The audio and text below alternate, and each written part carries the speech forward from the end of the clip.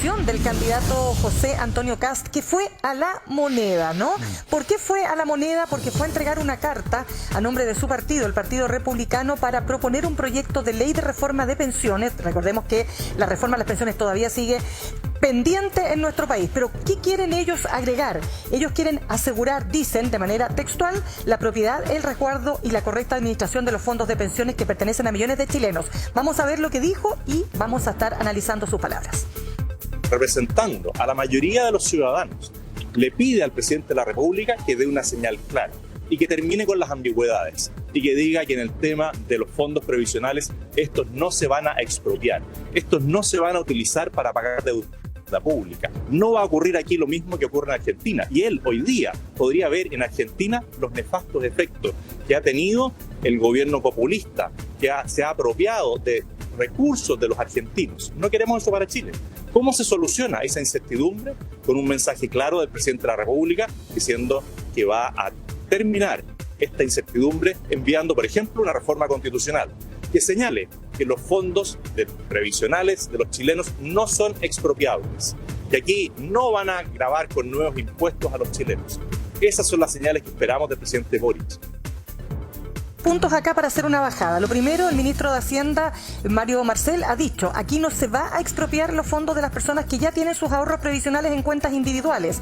Aquí lo que ha habido, ¿no es cierto?, es una discusión respecto de qué tipo de pensiones o qué tipo de sistema de seguridad social debiéramos tener en Chile. ¿Y por qué entonces el punto que hace José Antonio Kast? Porque el presidente dio una entrevista al diario Clarín de Argentina a propósito de su viaje a este país, donde dice precisamente lo siguiente. Él ha dicho, ¿no?, vamos a estar comentando aquello, ¿no?, respecto de cuál es el alcance que tendría esta reforma y, en definitiva, de qué manera podríamos articular, Ángeles, ¿no es cierto?, una reforma a las pensiones que permita básicamente pensiones dignas. Sí, bueno, y hacer el cambio, ¿no? Porque lo que le había preguntado precisamente en el diario Clarín en Argentina, en esta visita oficial, es qué va a pasar con los fondos de pensiones de las personas.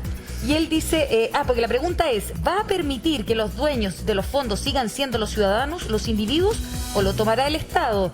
Y él dice, está la construcción de un sistema de seguridad social que hoy día en Chile no existe. En Chile lo que tenemos es básicamente, con algunas excepciones, un sistema donde cada uno se salva como puede. Por lo tanto, nosotros, dijo el presidente, vamos a construir un sistema de seguridad social en donde, en esto también quiero ser muy claro, dijo, vamos a respetar los ahorros de las y los trabajadores.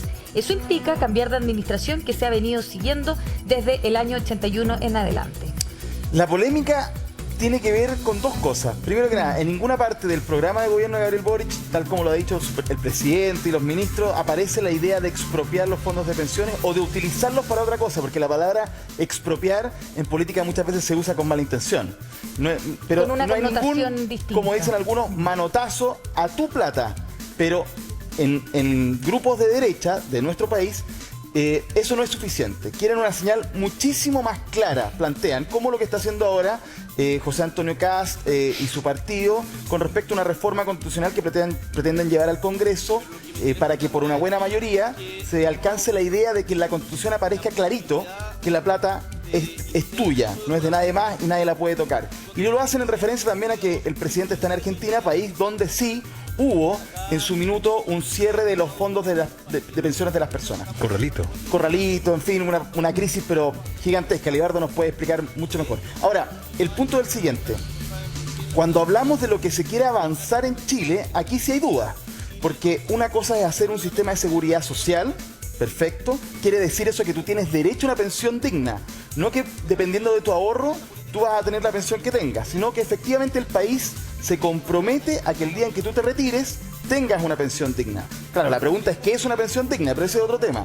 Aquí lo importante es saber si el día de mañana, a propósito de la convención de este gobierno, vamos a tener un sistema total de reparto, por ejemplo, es decir, activos, gente joven, hombres y mujeres aportando a quienes se retiran, o va a ser un sistema mixto, tripartito, con cuentas individuales, con parte solidaria, con aporte de hombres a mujeres, de jóvenes, en fin, son preguntas válidas. Lo que sí al menos queda claro, y aquí la derecha tiene el legítimo punto de estar en contra, es que la administración de esos fondos va a ser por parte de un ente público.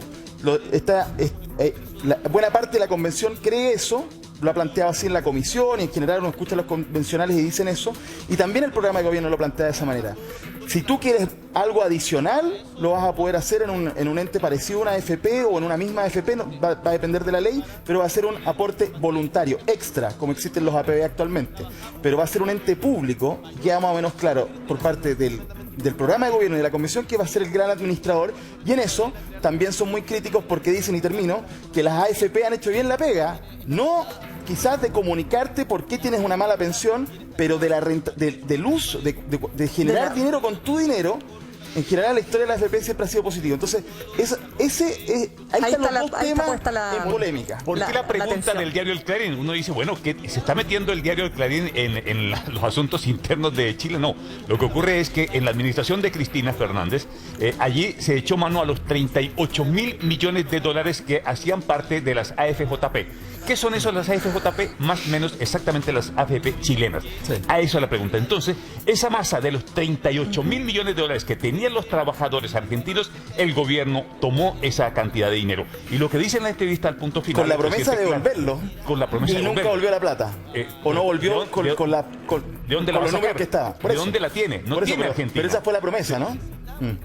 Bien, vamos a escuchar al presidente Gabriel Boric. Ahora está hablando en directo en su visita a Argentina. Crear las condiciones que nos permitan reactivar nuestras economías va a requerir de estabilidad, y sobre esto me gustaría compartir una pequeña anécdota. Yo me imagino que... Disculpe, no sé si tenemos tiempo, ¿me puedo...? ¿Sí? Vale. Una pequeña anécdota. Yo me imagino que ustedes se acuerdan del terremoto que azotó nuestro país el año 2010. Yo venía el 27 de febrero del 2010, estaba llegando a Chile. Venía de un viaje y estaba sobrevolando Argentina, y de repente el piloto, nos dice, nos informan de que ha habido un terremoto en Chile y que por lo tanto vamos a tener que aterrizar en Mendoza. Ya, un terremoto en Chile no es novedad. Así que todos tranquilos, y después, unos minutos después nos dice, tenemos nueva información, este no fue un temblor, fue un terremoto de grado 8.8, nos dice en ese momento con epicentro en Santiago, el epicentro había sido más al sur, en Constitución, cerca de Concepción, y la situación es crítica, Mendoza está colapsado, vamos a tener que aterrizar en Buenos Aires. Y todos en el avión empieza a surgir una suerte de histeria colectiva que me hizo recordar un cuento de Cortázar que se llama Autopista del Sur, que es muy bueno, en donde se empieza a generar toda una mitología en torno a lo que está pasando sin nadie tener posibilidad de saber qué es lo que está pasando. Entonces empiezan los mitos. Se derribó el edificio, se cayó el edificio más grande de Santiago, hay 1000 muertos, todos especulando en el mismo avión. Y cuando llegamos, bueno, la situación, por cierto, era muy crítica. Pero una de las primeras cosas que me llamó la atención una vez pasado el choque inicial es que, llegado a Chile, yo estaba en la Federación de Estudiantes de la Universidad de Chile, o sea, trabajaba en la Federación de Estudiantes, y fuimos a recorrer el sur. Y nos dimos cuenta de que la gran mayoría de las construcciones y edificios habían resistido el terremoto. Y le pregunté a una persona que trabajaba en ingeniería estructural cómo era posible que hayan resistido, y me explicó que en el diseño estructural es importante la combinación de materiales que deben ser flexibles pero no rígidos. Y yo creo que aquí los empresarios y empresarias que tienen experiencia en construcción sabrán que materiales como el hormigón, la enfierradura y la incorporación de juntas de dilatación permiten el movimiento de una estructura en un terremoto sin que esta estructura colapse. ¿Por qué hago este recuerdo? Porque los edificios, y quiero hacer el símil con la economía y con las sociedades, resistieron justamente porque eran firmes pero flexibles. Fueron capaces de absorber y canalizar la energía. Nosotros venimos en Chile, estamos en Chile, en un proceso constituyente en este momento, en donde, como nos recordaba ayer el presidente Alberto Fernández, fuimos capaces de canalizar la energía de la sociedad a través de causas institucionales. Y eso, para poder mantener lo que nos gusta de una sociedad, es necesario cambiar. Y ahí el sector privado tiene un rol fundamental que jugar. Para nosotros, el marco estructural de la inversión y el desarrollo productivo tiene que incorporar elementos como la responsabilidad fiscal.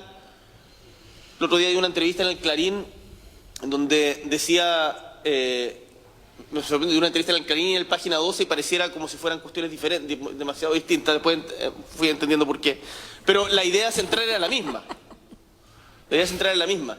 La responsabilidad fiscal es un deber y no es una cuestión que se le corresponda a una ideología en particular. Es un deber de los Estados. Y